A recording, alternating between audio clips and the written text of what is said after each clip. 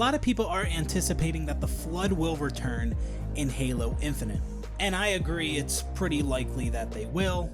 The Flood had returned in Halo Wars 2, and Halo Wars 2 was the introduction of the Banished, and we know the Banished are going to be in Halo Infinite, so I think it's safe to say that the Flood will probably make an appearance in Halo Infinite as well.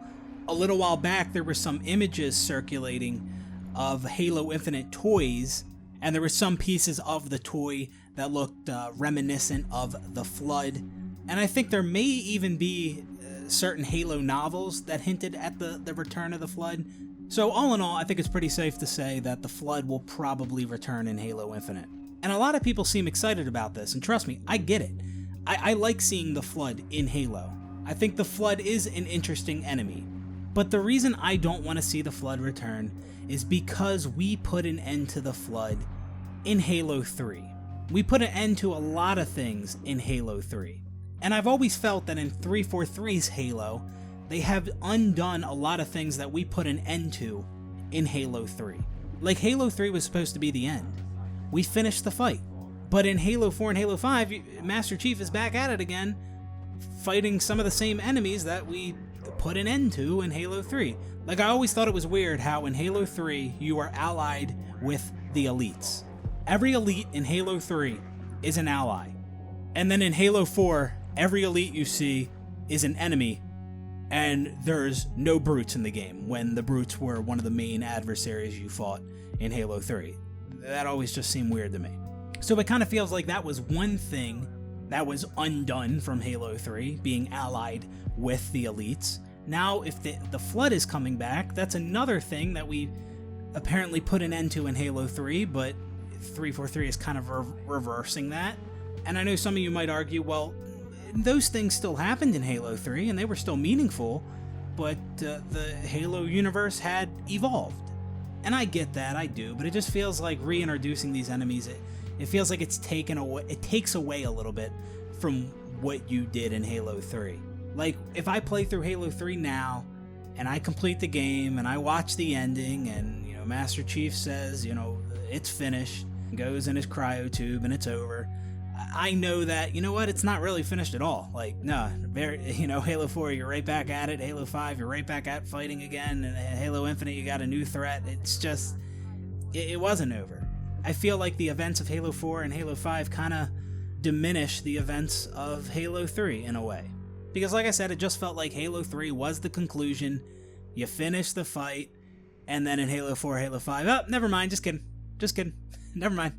So, that's kind of why I don't want to see the Flood return, and I know some of you are going to say gameplay over lore every time, but I kind of disagree. I mean, yeah, gameplay over lore most of the time, but sometimes I think lore should be prioritized over gameplay. Sometimes. Like, there's some fun and wacky things you can do with Halo, like think of all the crazy, unique Halo mods that you've seen, but I really wouldn't want some of that stuff in the campaign. And also, what if 343 does bring back the Flood, and their version of the Flood is just a complete joke compared to Bungie's version of the Flood? Like, we already know that the enemies in Halo Infinite, the Covenant enemies, sort of have this plasticky, toy-like look to them. And what if the Flood also have that look?